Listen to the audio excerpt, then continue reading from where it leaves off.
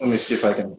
Okay. All right, we're live. We're live. We're live now. All right. So hi everybody. If anyone's in chat yet, well, I'm being joined today by Under a Spell. It's Pam and Tom from Under a Spell, vocals and guitar. You are Tom, aren't you? What's that? You're a guitarist, aren't you? Well, now he's on bass. Yeah, I was on bass. I moved to bass because we had a hard time finding a bass player that was could really get in and do the riggers and stick with it. So it was Right. the idea that if I moved to bass, because there's so many guitar players here, it's just easier to find a guitar player. So we went that route. Okay, cool. Right, so the band name Under a Spell. I always like to ask, what is in the name? Why Under a Spell? What's it all about? Her? I just like magical stuff. Always been interested in, fantasy type stories, witches, vampires, werewolves, just anything magical. So I've always looked at life as magical. So do you believe in magic then? Yes. Do you practice anything? Got to believe in something. Are you a magical practitioner? No, I'm mainly, I think I like the natural approach, like healing. That's what I love about, like the Salem stories and things like that. I think a lot of those women were falsely accused and they were natural healers because, I mean, that's Trying something different, something more natural that wasn't, fitting the mold of, the prim and the proper per se, but figured out what worked. Yeah. So my girlfriend actually asked this question. She says, "What spell are you under?" I've been under her spell for a long time. Okay, so let's talk about the band. Looking at Metal Archives, it says this is your first band. Is that right? This is both your first band. I mean, did things as a teenager and stuff, but just basically, this is my first. Yeah, it's I was in stuff when I was younger, but nothing to where it's like, okay, let's really get serious about this and let's really see what we can do on a level of our peers. So when I met Pam, I heard her sing and I was just like, wow, I know exactly what style of music I want to fit with that. Because, I've always been into thrash and death metal, and the heavier, the better. Yeah. So we're trying to kind of find a good mix, of like old and new. Because, man, there's a lot of really good old heavy stuff, but we like that new modern tone, that modern guitar playing sound. So for us, it's, let's put this girl that's got an amazing, powerful voice with some really heavy, good music. And this is what we're getting. Yeah. How would you describe your band's style? What kind of, if people like you had to say to someone, we sound like, how would you describe yourself to people who don't know what you sound like yet? Yeah. We're calling ourselves vintage modern metal just because of having the vintage music in the past that, I grew up on and that my mom influenced me with. And it was all kinds of music. I mean, not just rock music. I mean, there's all kinds of country, big band. There's Dionne Warwick. I mean, Sergio Mendes and Brazil 66. I mean, it's like stuff from the 60s, the Beatles. I mean, I had all kinds of music in my home, and so, and then I was influenced by Heart a lot, as a teenager. And that's, who I love Ann Wilson. She's like my favorite. And the funny thing is I grew up in a house that was all country music. And to me, I was just like, I like it heavier and I like it faster. So, I started getting into Black Sabbath and Kiss and, a lot of stuff back in them days. But, the more I started going, by the time the 80s hit, I mean, for me, it was Megadeth, Slayer, early Pestilence and bands like that really just, drove me even harder into heavy metal. Yeah. So, what came first of you two, the band or the marriage? Did you get married? Was you in a band together and you got married, or was it you got married and started a band? Was it like How did it work? Which came We first? got married first. We were married first, yeah. But during the courtship, music was definitely a big part of it because when we met, we talked a lot before we even really dated. We actually met working together. We worked at Harley Davidson. Yeah, and I just saw her, and I'm like, okay, I'm talking to this girl, and I talked to her every morning, and it just clicked. So we've been together for 19 years, married for 18. And it works. We're having a great time with the band. I mean, in our life, we're really trying to, stay positive and just enjoy things. Mm. How did the band get formed then? What's that? How did the band form? How were you together for how long before you decided, let's do a band?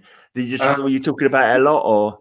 When we decided, let's put a band together, we were listening to some stuff, we caught wind of like bands like Nightwish and all this stuff. And it's like, man, there's really kind of a market, where people are really starting to enjoy more of, stuff, and of course Doro was out there already and stuff like that. But we just didn't, we wanted to take a different kind of approach in a sense. And, when we started seeing that stuff, we were like, man, let's give this a try. So we basically just, started getting things together that we needed. We got a place to rehearse so we could start meeting people, and just used a lot of local connections and stuff, put out ads, found some people. We had the band originally, we started back in about 2006, 2007, and ran that for a while. Till 2010, and then just having a band like that's not signed or anything. It's kind of like having your own business because you got to put a lot of money into it, and you've got to have the players that can be committed as well to hopefully add to that that money, so you can buy equipment or whatever it is you need. And a lot of times you meet people that they're great musicians, but they just don't, hold a job or anything like that. So our first experience with the band, that was a lot of the problems. We just could not get people that would be responsible and be committed. And, we were like footing the bill for everything, and it's very difficult. Yeah. Right. So you say you've the first kind. Yeah, we've got people that are coming in. We've got Sturgis, and between he and I, we started we click really well with the music, and man, we just started writing stuff after stuff after stuff after stuff, and we've got one album done. We're already about 4 songs into another, and so it's just we decided to grab him. We got our drummer and nonstop right now.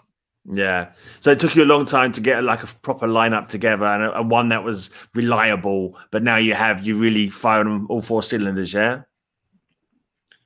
Yeah, I think we're pretty solid right now. Yeah. I don't, we've got it down to where, we've got this unit going, and it's like we're all on the same page with everything. Cool. We've got it how we want it all to lay out. Everybody we're very cohesive now. And that's a very hard thing to find anymore. I think back in the day, it was a little bit easier, but, I also, took a lot of note from Dave Mustaine of Megadeth, and listening to him talk. A lot of people, will say things about Dave Mustaine, but when you listen to actually how he is, he can tend to be a little cutthroat in the business, but you kind of have to be, because it's like, it is a business. It is a business, for one, but you have to find the right people, and just because that person might be a friend doesn't mean that's going to be the right fit. Mm-hmm. And so it took us a while, and then once we found the right players, I kind of went, man, I know what he's talking about now, because it makes sense. Because not only do you need people that you can get along with, but people have to be able to play. You have to know people that know their craft, and that's very hard to do. I'm still learning all kinds of stuff every day, but you have to find players that are competent to be able to create good music, and that's the biggest battle. Yeah. So it's you and who is the other guy you say who you write the songs with? Who's the other guy from the band? Travis, was it? I can't remember the name. Sturgis. Yeah. And then we had Jalou Stefan as a drummer. There was some life changing going on. So now we have a guy named Eric on drums, who is, man, that guy plays a 4 or 5 piece drums like 20. He's Huh. really good, and he's really good thrash drummer, and fits really well with us. And right now, we're sticking with that. We're still kind of in the hunt for a second guitar player, but right now we're really in a good spot with just us four. There's 4 of us, and Yeah. and we're in the writing process, and we've got, you know, 1 show coming up in 2 weeks, and that'll be it probably for this year. And then we'll continue writing and see what Yeah. 21 brings.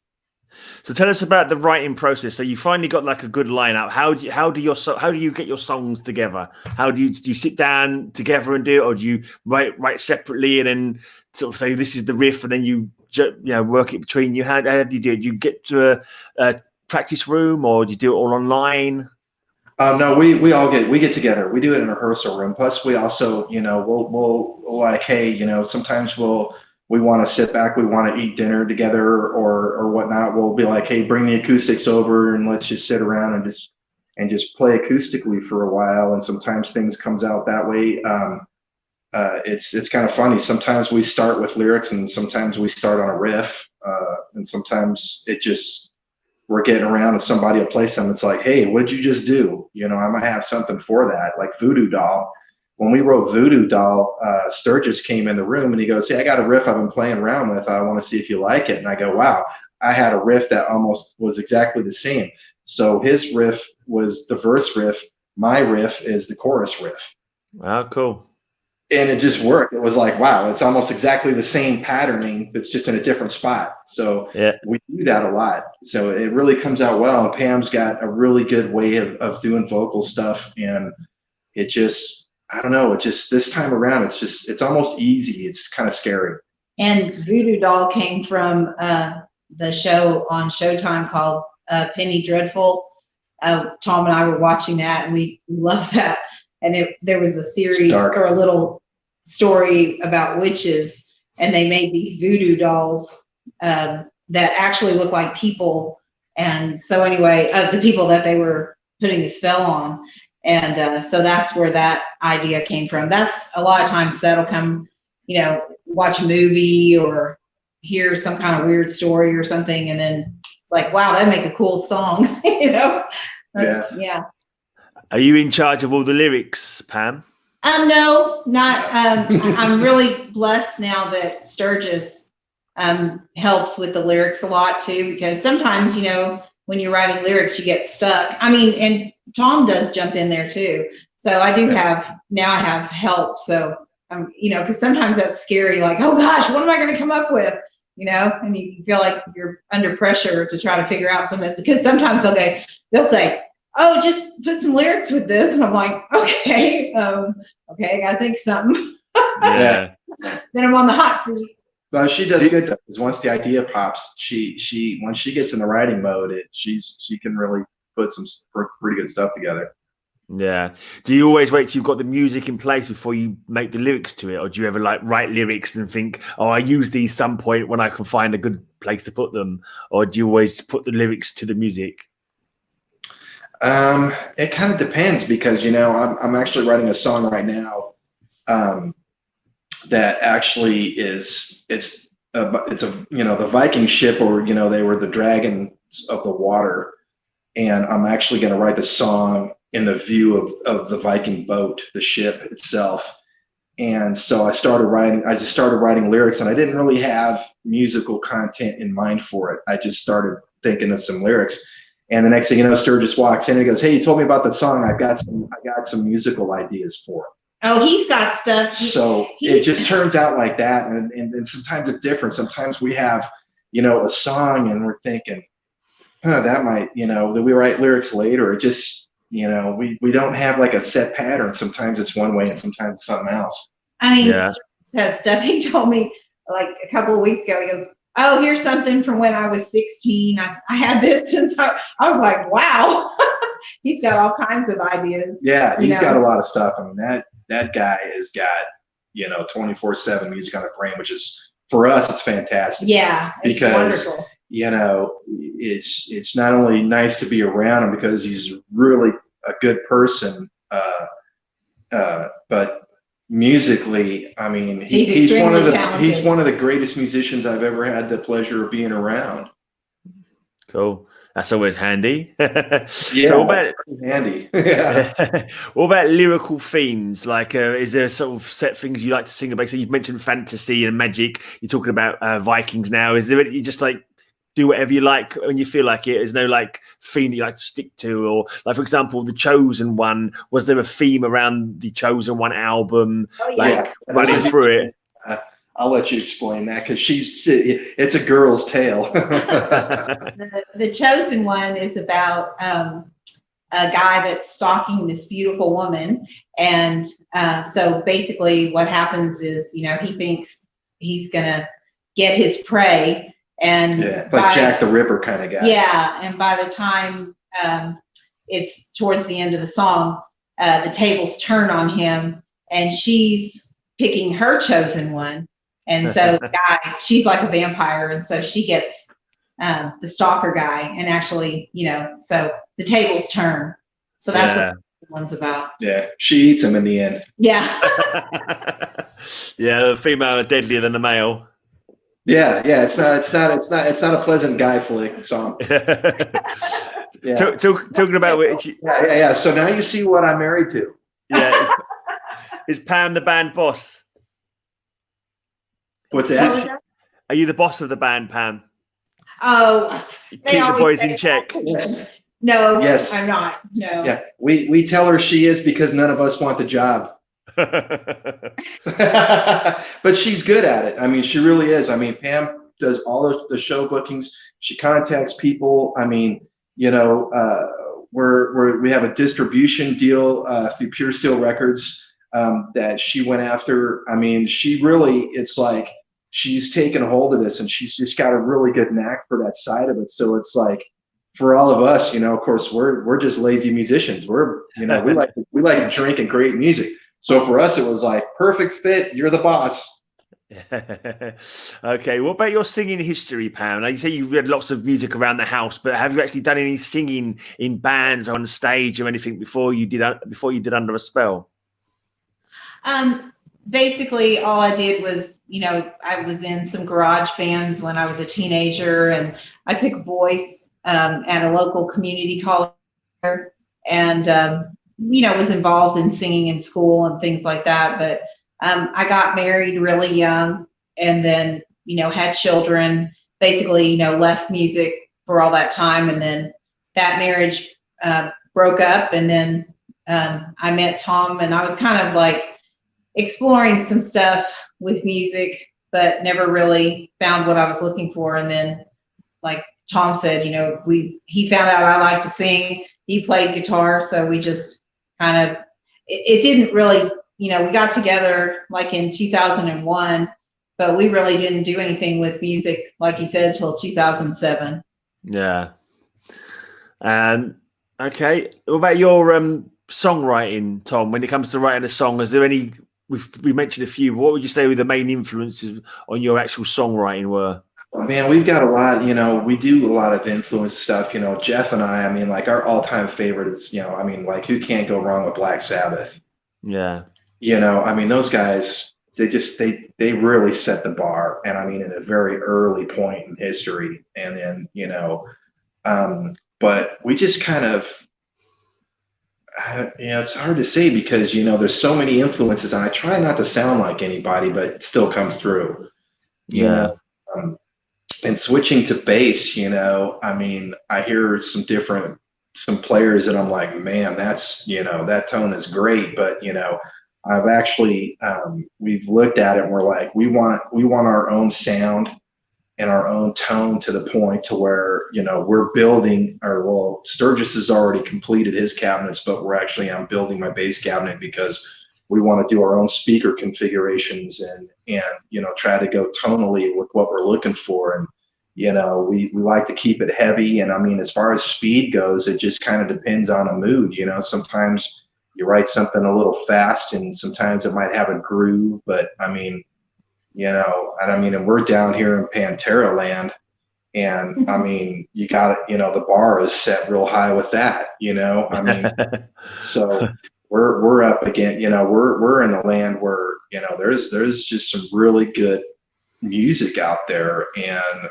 we're just, And even the local bands here are really good. Man, I yeah. mean, we've got our peers.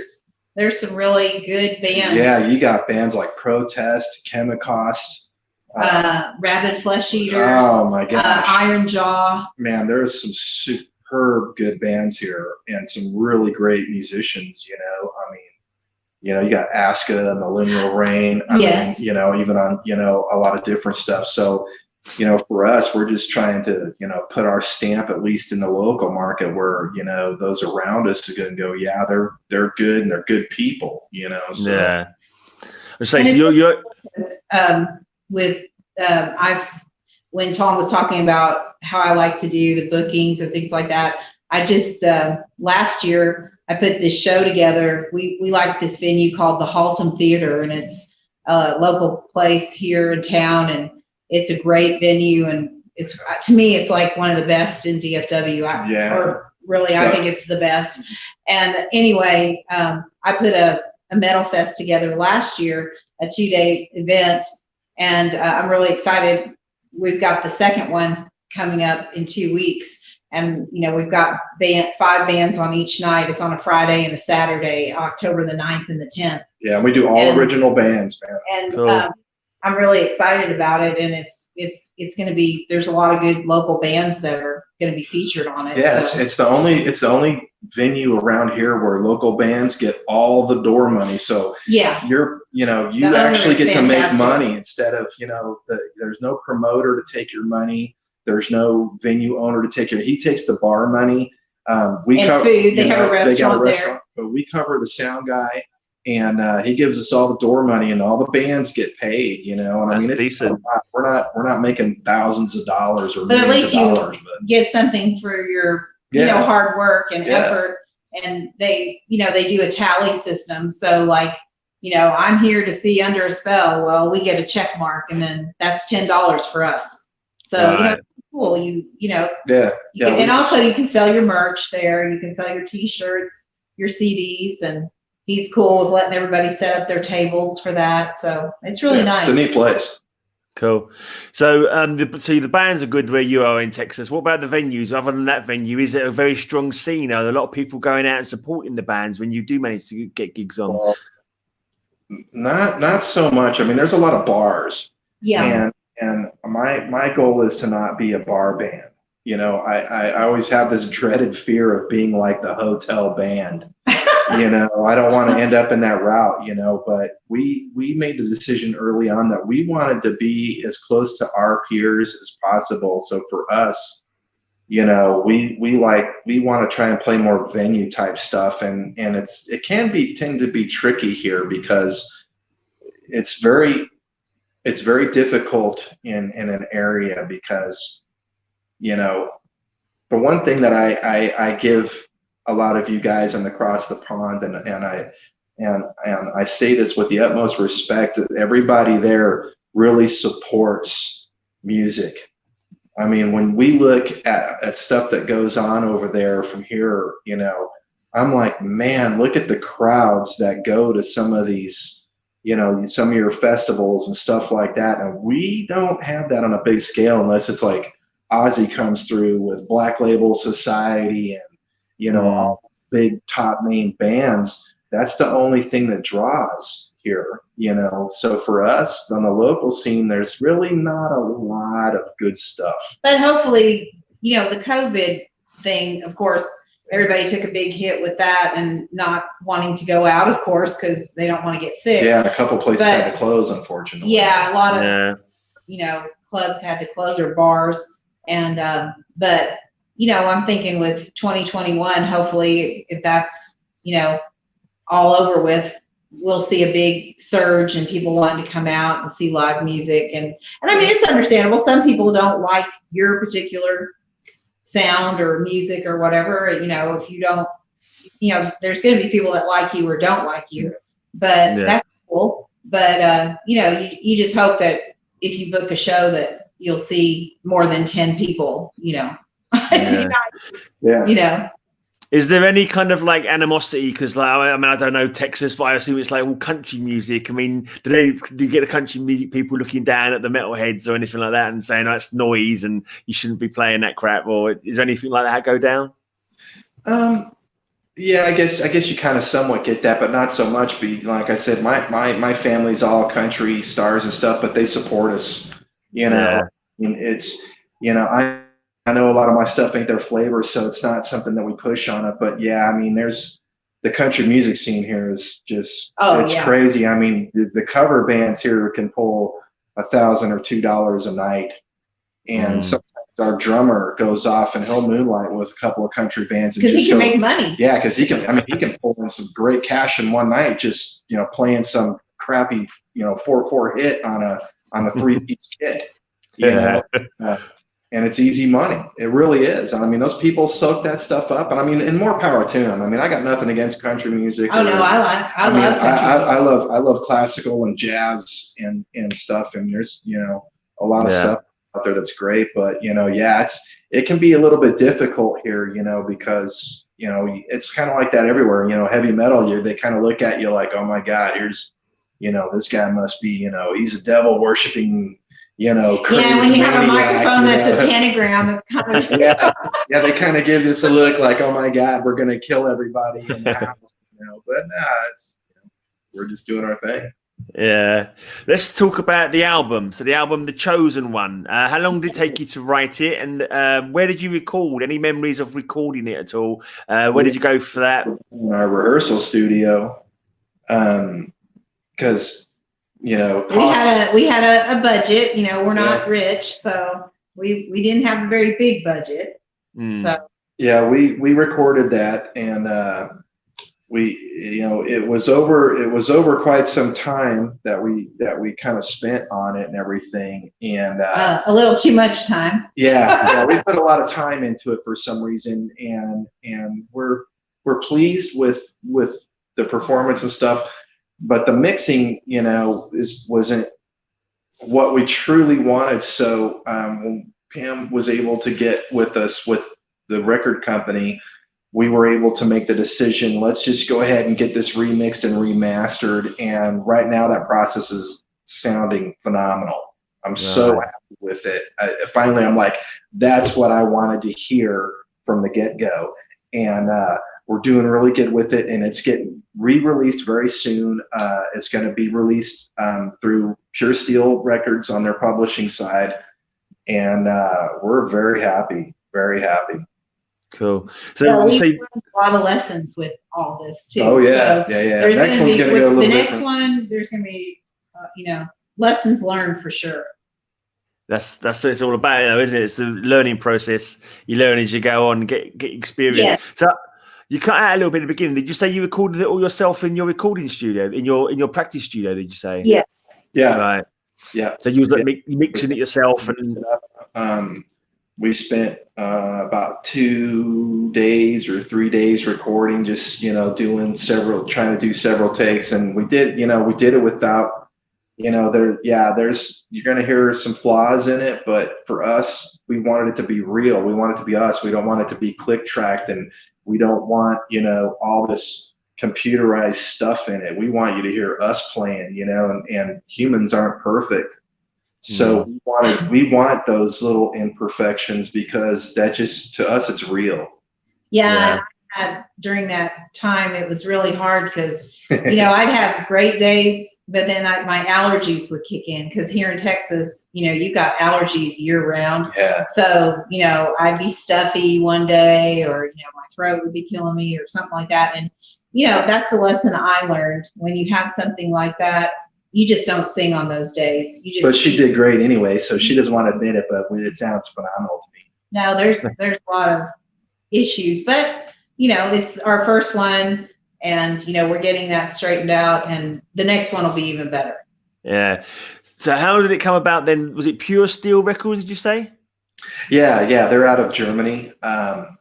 We do know a couple of the members that are in bands on the label. And Pam ended up getting in with one of the U.S. reps, and man, before we knew it, we sent them some stuff, and they're like, hey, they were very interested in giving us, since we already had the record. They're like, well, we want to do a distribution deal with you, but we want to, we sat down, and they're like, we think it could be mixed a little bit better, and we thought the same thing.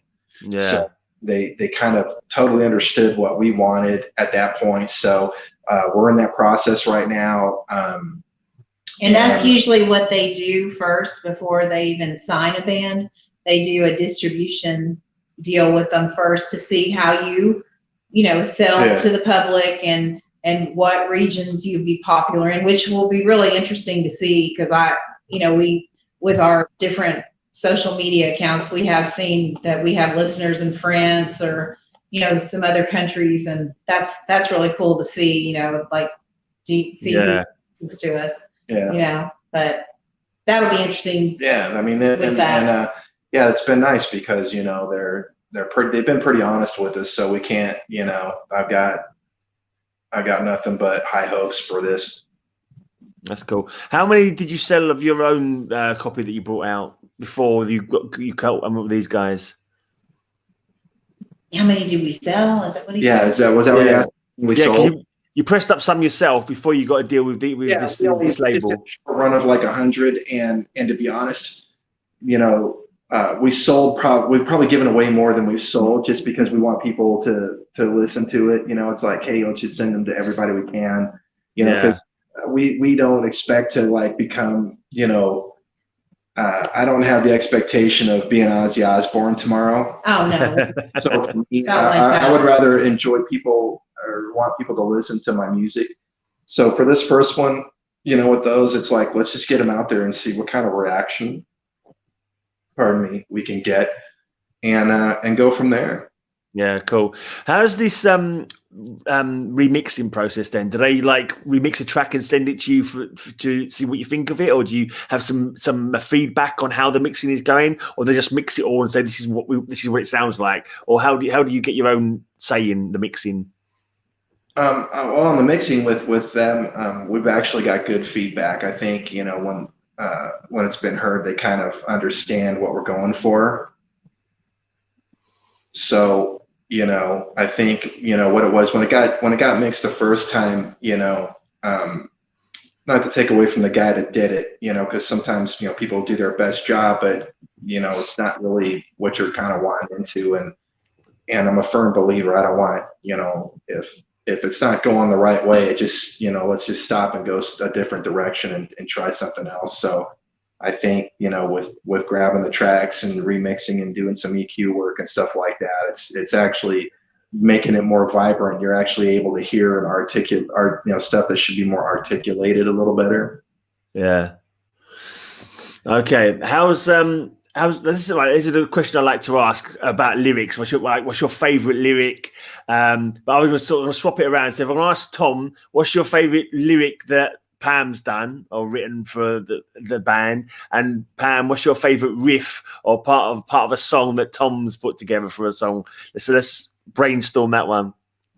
Oh man, my favorite part that she's done, especially when she recorded it, is in Invitation to a Dark Sleep. In the center of that song, man, she just, to me, man, that vocal line that she did in there, and the way she did those lyrics through that, that was it right there. That shows a lot of talent. And I like, I love his playing. That's, and it's fun that we do it together. I mean, as a married couple, and, we actually don't argue or anything like that. I mean, we get along with it, but I love when the main thing I love his playing, but I love when he helps me with the lyrics. Cause with Voodoo Doll, I mean, he helped me a lot with a lot of that kind of stuff. He comes up with really, good ideas, and that's always, so basically, Dark Side of Life. Yeah. I mean, just the way he helps me with everything. That's what, the best thing for me is. Yeah, cool. So, how's it been over there with the COVID and all that? Has that held you back? Because you must have missed out on some gigs and stuff. How has it been? You've been working very hard because you were key worker as well, aren't you, Tom? With the COVID thing, the only thing it did is it pushed some of our live shows back. Mm. And of course, the bands that we had tickets for that we wanted to go see, now we have to wait till next year. But with the writing process, we wrote it home. We kind of followed, the herd, if you will, as far as, they didn't want us doing much.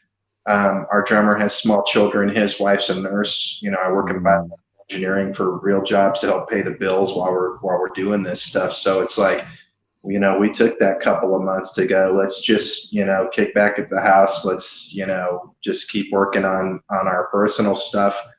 And once we got a little more comfortable, we just picked right back up like nothing had ever stopped, and we're going to go back in full force. Yeah. And when we go to our rehearsal room, it's only, the four of us, and when it was really strong and the COVID was, everybody's like, I mean, of course you're still washing your hands and making sure everything's clean, but I had sanitary cleaning wipes in there. I was wiping down the doors, the microphones. Yeah, she's always been that kind of person. We had hand sanitizer in there. I mean, we didn't hug each other or anything. We usually hug each other by or whatever, stayed away from each other. So, I mean, yeah, we just, we were close, but we just didn't get as close as normal. We just just cool. kept our. Let's just take it easy. I mean, we're trying to do the right thing, but then again, we're people, and I believe in the natural way and herd immunities and things like that. So for me, I just like, And to be honest, we all think we had it at the beginning of the year. Yeah. I got really sick in February. Well, first Sturgis got sick, and he had this cough forever. Like at Christmas time, he had it, all the way up till February.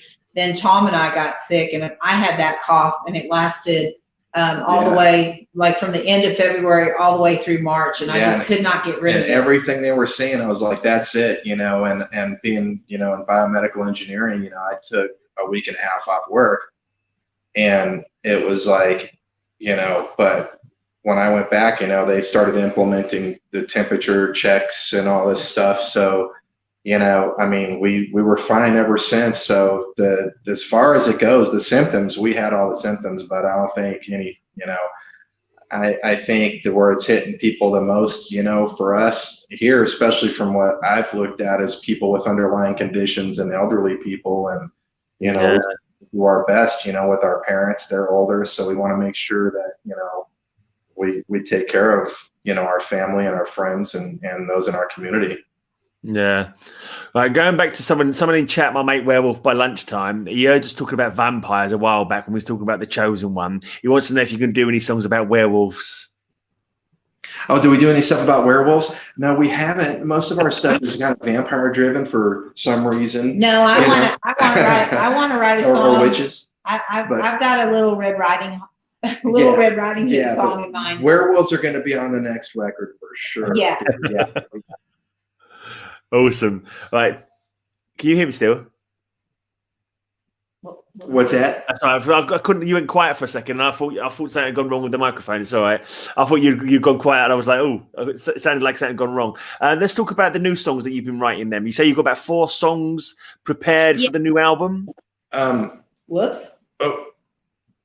What did you do? I don't know. Oh no, Tom, what'd you do? I don't know. Sorry. Yeah, things are kind of messing up on us over here. Well, we actually, when we started the first album, when we started The Chosen One, it was actually going to have more songs on it, but we weren't with how some of those turned out. So we've got a song called The Gothic Waltz, and it's kind of like a dream thing where this girl is at a place and she meets a ghost and has this like Gothic dance love story with him. And let's see, what else do we got? Man, we've got a Viking song, Freya, about Freya, the goddess of love and war.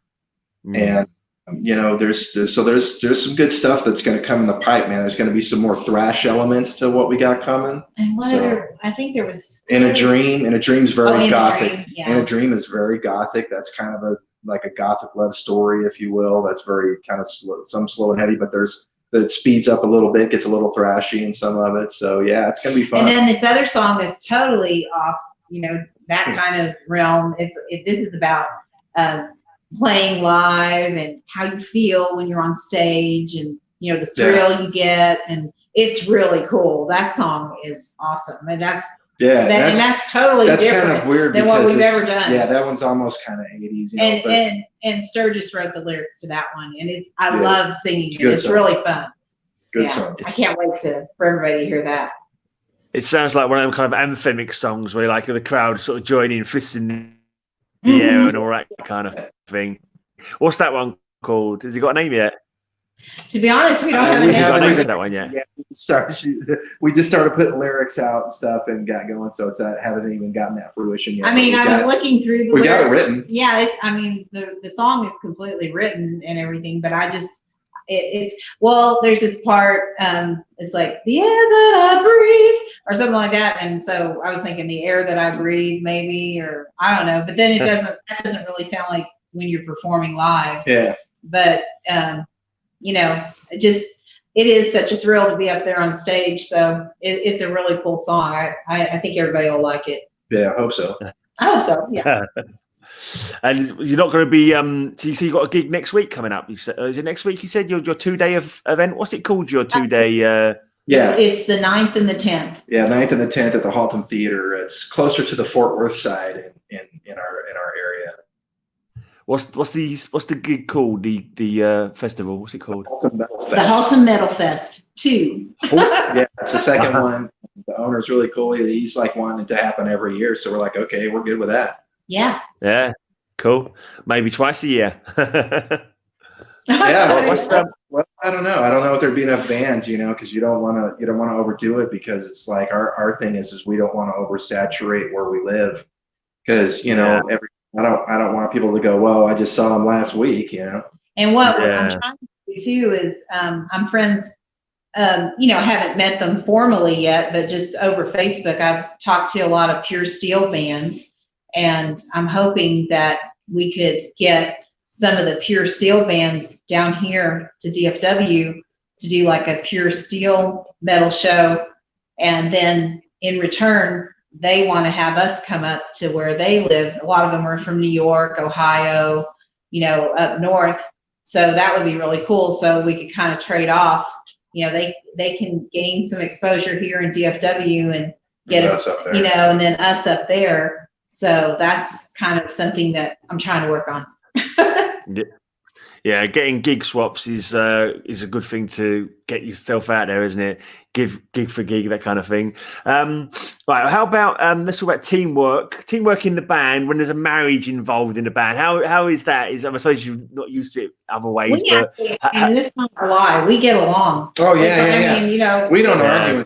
Everyone's always like, we met some people and one time it's a funny story because, she is a witch, and so she gives us a broom and she's like, hang this over the door where you guys fight the most. And it's like, we don't fight. I mean, we just, we're too old for that crap. Yeah. And I'm older than him. So, I keep him in line. Yeah. She beats me down. I don't want to fight her. I get a black eye and stuff. Puffy lips out of it, but we don't argue. I mean, we kind of came to a point in our lives. It's like, what's the point of that? If you're going to sit and argue all the time, it's not, all that does is just create more stress in your life, and we want to enjoy our life.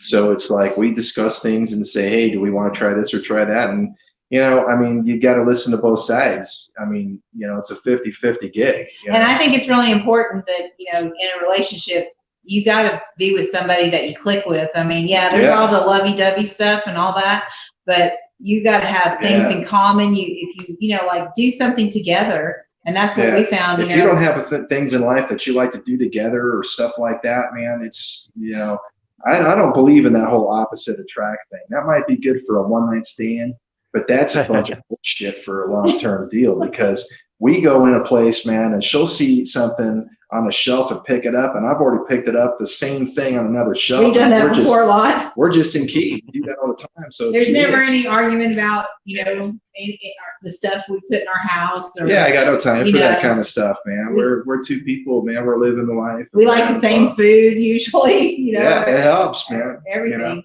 She deals with my drinking and shit, and me being stupid. Hey, I'm good, man. I'm all right. Cool. Right. So, what other gigs you got lined up? You got any other gigs lined up, or is it just this event that you've got coming? I suppose it's been hard to sort of. Have you got like any booking agents or any PR or anything like that working for you, or is it all doing it all yourself? I didn't catch We didn't that. catch that one. Say, any other future gigs apart from the 2-day event you've got coming up? And do No. you have any like a booking agent?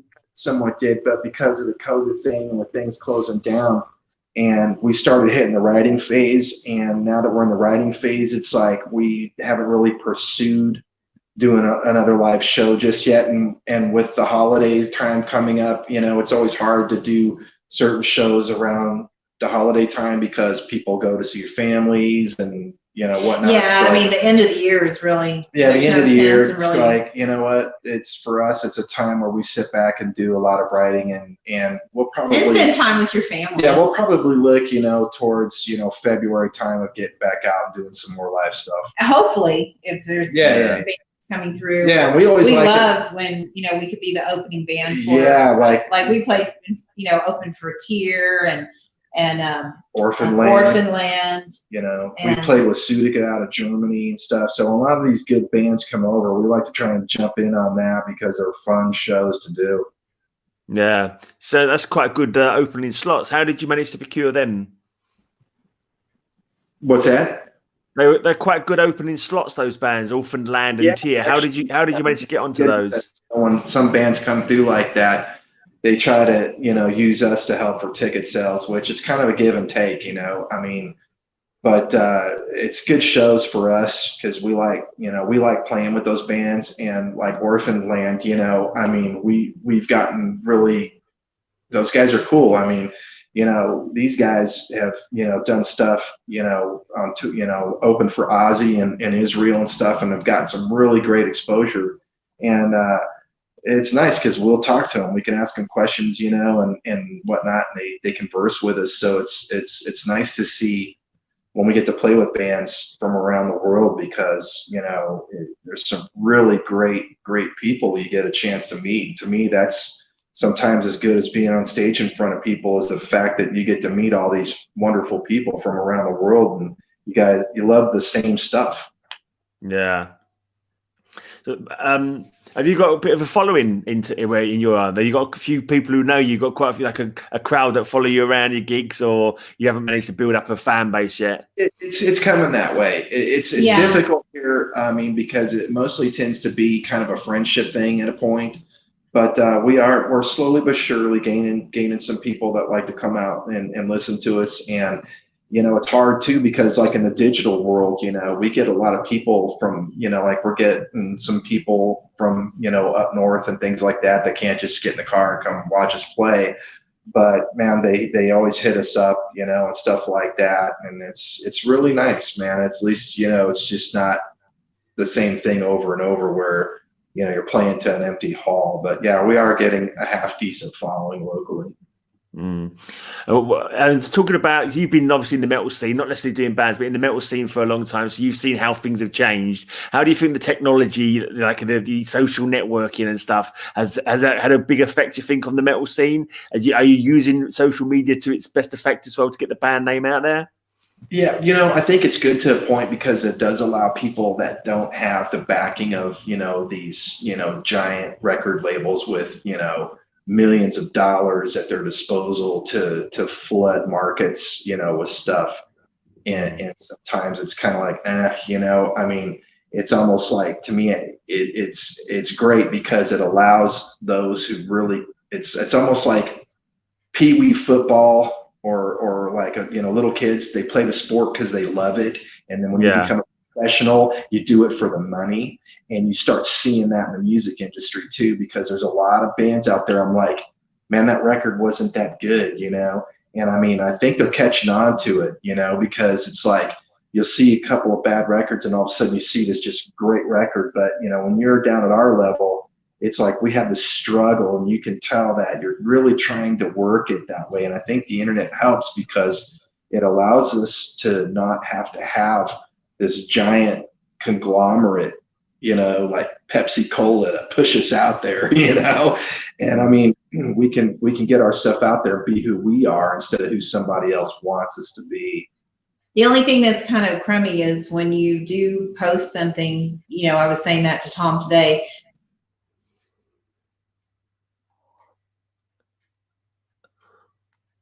I've got frozen here. I don't know if you've frozen. Oh. You froze. You froze for a second there. Yeah, and then you're like, wow, only 12 people saw that, and but I refuse to pay money to boost anything or whatever. I'm not going to do that. I'm not going to pay for people to like us. I want people to like us if they truly like us. If they don't, then that's fine too. Yeah, but I'm not going to, we've been together 3 years and we've got like 600 and something followers we're or not something. At millions of likes or and anything. That's fine. I feel like we got those on our own.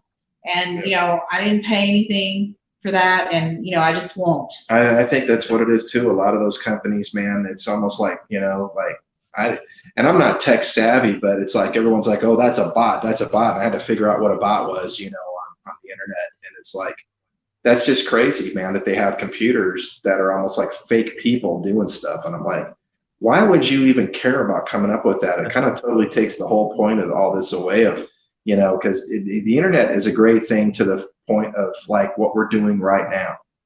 It allows us a chance to where we don't have all this money or whatever to jump on an airplane, go see you in some fancy high-rise building and do this, totally put on interview and blah, blah, blah, blah, blah. It allows us to connect with just for nothing.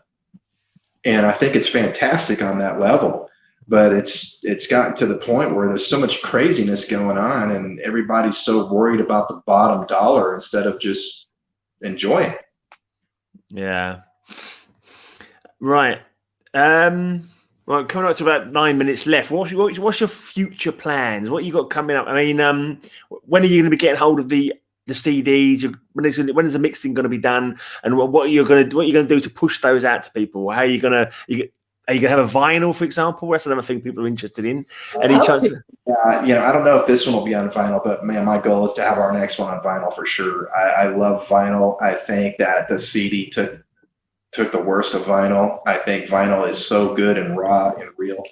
But yeah, I mean, our goal is we've got, we're in the midst of writing. We're getting ready to start doing the pre-production pretty soon. I'd say probably by the first of the year we'll be full blown pre-production. I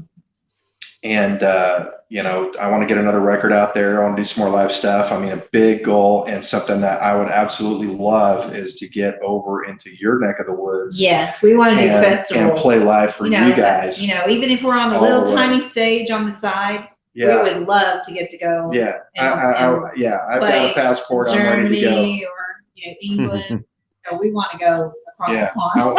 And I want to help you guys drink all that wonderful stuff you got to put inside these. Just enjoy everything that we can do over there as far as it goes. Yeah. So your label, did you say it was German label? Your label. Oh, sure. Well, yeah. Well, who wouldn't want to play Wacken if that invite came? That would be awesome. Again, even on a little side stage. Yeah. Got to sell some children or whatever.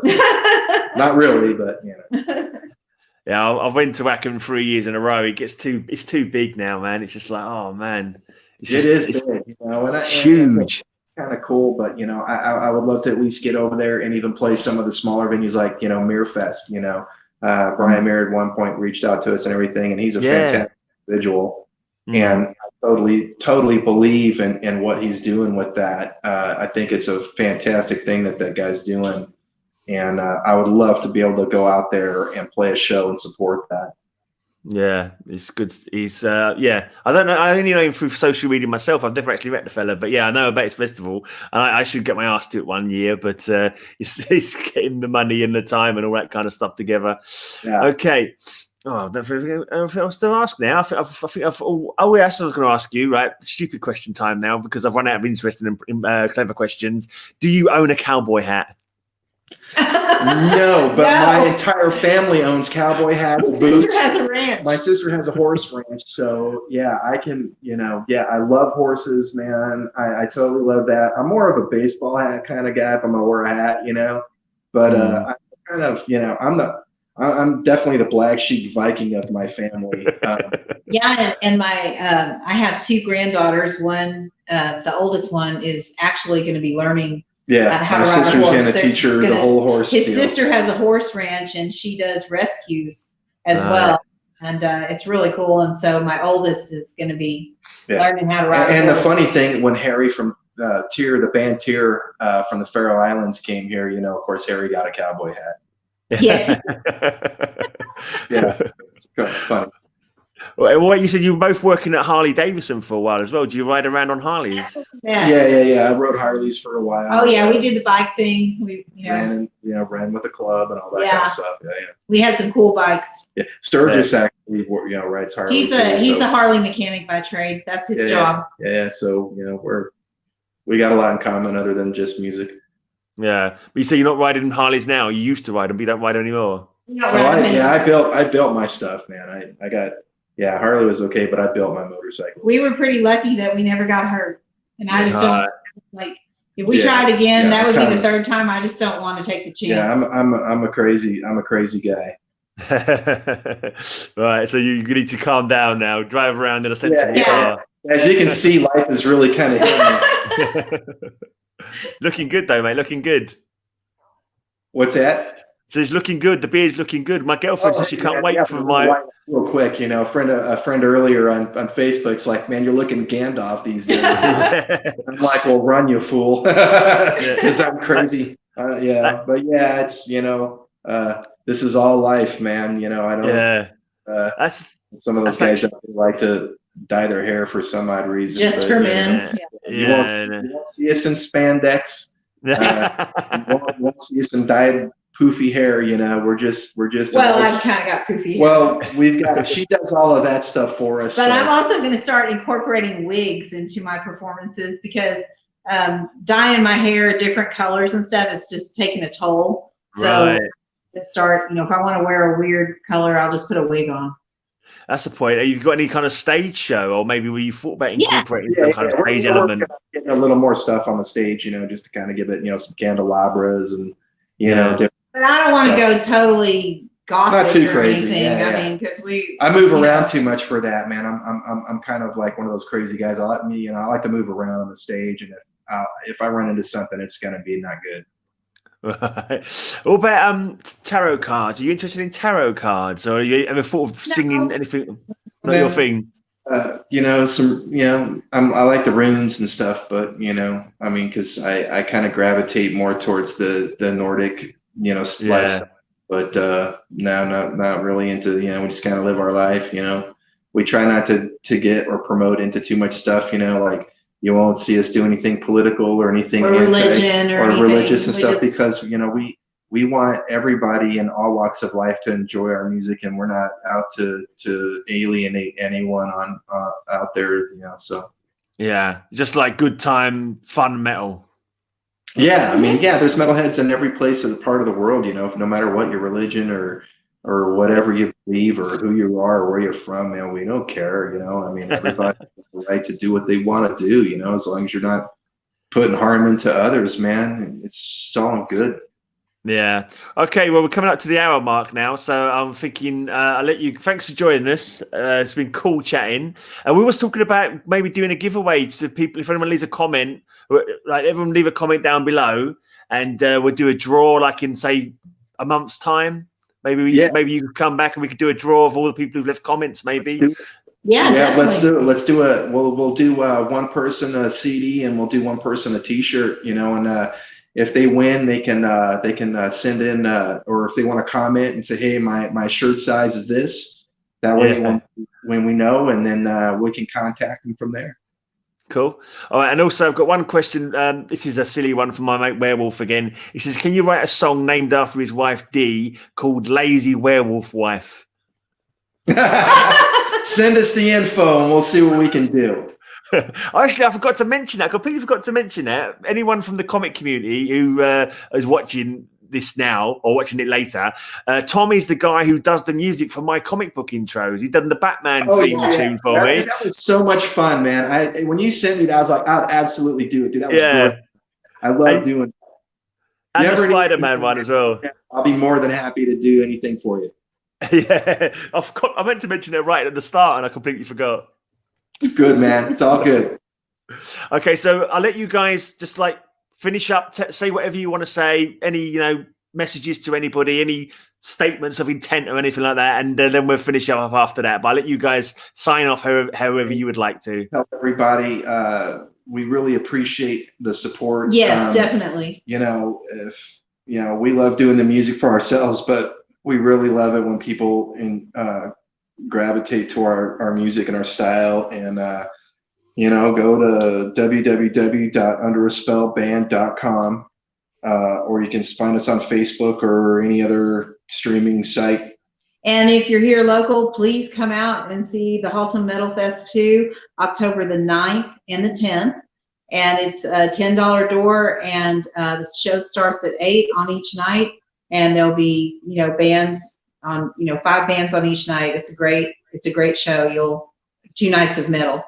Yeah. Cool. Skull from Under the Spell. I'm just going to say one last thing. The links down below as well to the blog, and all your links are in the blog.